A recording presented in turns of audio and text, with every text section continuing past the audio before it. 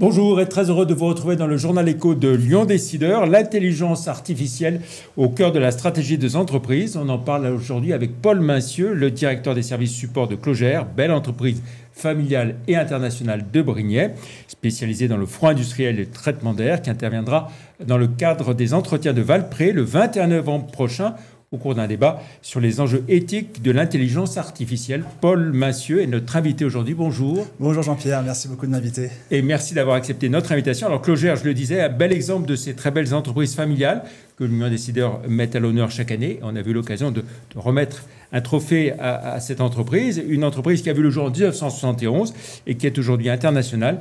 Le point de départ, donc traitement d'air froid industriel lié aux charcuteries et aux fromageries pour commencer. Au secteur de l'agroalimentaire, tout à fait.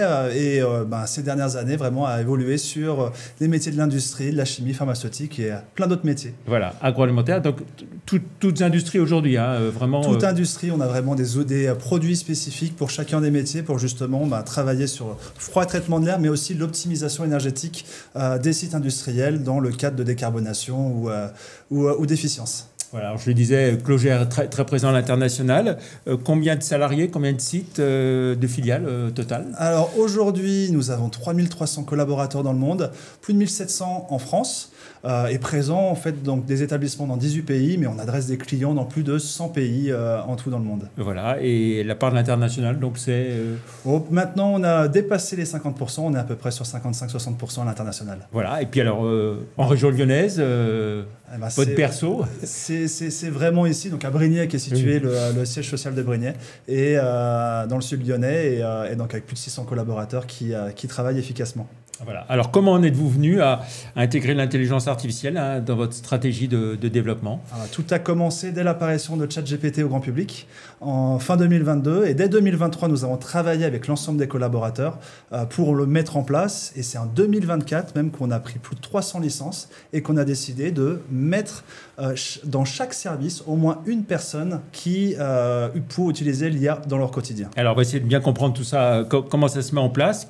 Quelle approche avez-vous eue et comment est-ce que vous l'utilisez, cette intelligence artificielle? Alors au début, on a essayé de suivre, on va dire, la méthode traditionnelle, à mettre en place un gros cas d'usage qui pouvait justement avoir un impact plus fort, mais ça demandait beaucoup d'investissement et sans forcément impacter tous les collaborateurs. Donc le choix a été vraiment de focaliser sur des tout petits cas d'usage et de mettre chacun des métiers et des experts au cœur de la création d'assistants IA qui sont adaptés pour des tout petits cas d'usage, mais qui permettent de faire monter en compétences et d'acculturer l'ensemble de la société. Alors ces cas d'usage, c'est quoi par exemple? Alors c'est vraiment tout divers, aussi bien des cas d'usage généralistes. Donc en fait, on va venir créer des assistants, on va prendre un outil IA comme ChatGPT, on va lui donner des instructions qui vont ensuite permettre qui vont suivre des consignes, donc aussi bien généralistes comme aider à traiter un email, faire un rapport, mais aussi des métiers experts pour apprendre à chiffrer des installations, à dimensionner les bons équipements pour nos clients, par exemple. Alors, comment ont réagi vos équipes? Est-ce que cette mise en place a été douloureuse ou est-ce qu'elle a été bien acceptée?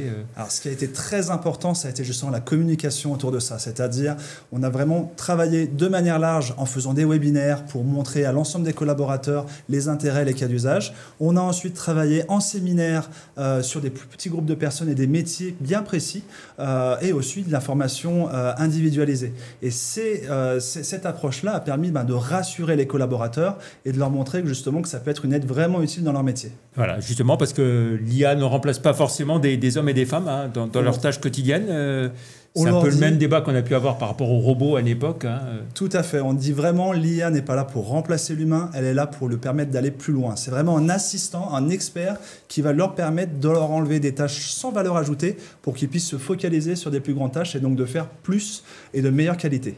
Voilà, alors vous intervenez donc le 21 novembre dans le cadre des entretiens de Valpré à l'occasion d'une table ronde sur les enjeux éthiques de l'intelligence artificielle. Vous débattrez avec Étienne de Roquigny, un mathématicien. C'est bien ça.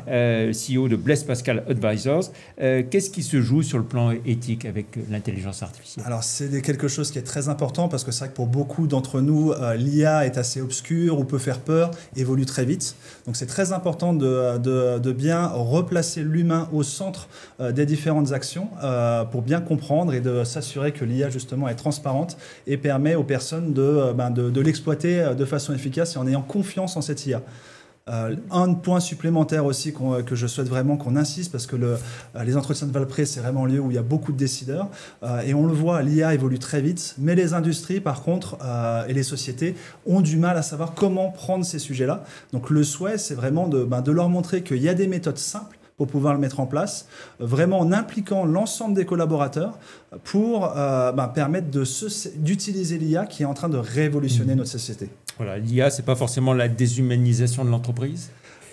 On pourrait le croire au début en voyant qu'on communique avec des assistants, des robots, mais en effet, c'est pour nous, l'objectif, c'est de s'enlever des tâches, on va dire, on reste derrière le PC à écrire des choses, à faire des calculs, et plutôt privilégier la relation humaine, privilégier, on va dire, la recherche et la montée en expertise de nos collaborateurs. Donc c'est pour nous, en fait, au contraire, on pense que l'IA va nous permettre de nous recentrer sur les vraies valeurs de la société. Alors, on parle beaucoup d'IA mise au défi de la responsabilité humaine. C'est ainsi que vous l'avez vécu? On le sent, oui, que ça a été vraiment un vrai défi au début de partir là-dessus, en effet.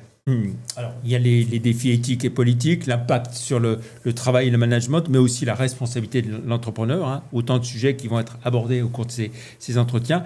Sur le thème « L'IA pense, donc je suis », c'est en quelque sorte, comme vous le disiez tout à l'heure, une nouvelle révolution.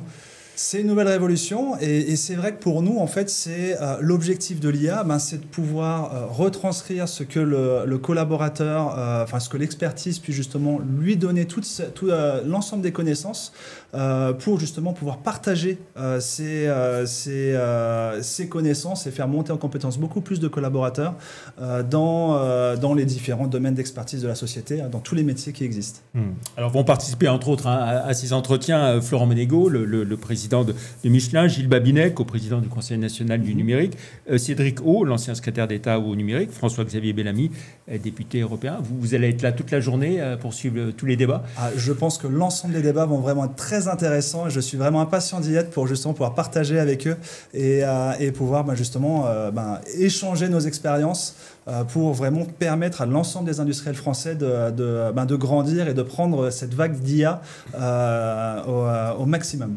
Voilà. Et puis alors, autre débat que j'aurai le plaisir d'animer, survivre à l'IA dans mon métier, avec un journaliste, Yann Chouquet, directeur adjoint en charge des antennes et de la stratégie éditoriale de ICI, ex-France Bleu, et puis Pierre Ullmann, CEO dans la banque commerciale en France pour BNP Paribas. Pour finir, peut-être un mot, Paul Massieu, sur la conjoncture économique dans votre secteur, et pour Clogère en particulier.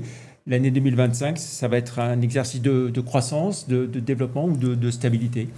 Pour nous, on a toujours pris les différentes crises qui se sont passées comme opportunités. C'est sûr que les années 2024 et même début 2025 ont été plus difficiles que d'autres, mais ça nous a permis à nous de réfléchir et de travailler en fait l'agilité de la société pour trouver des nouveaux leviers de croissance.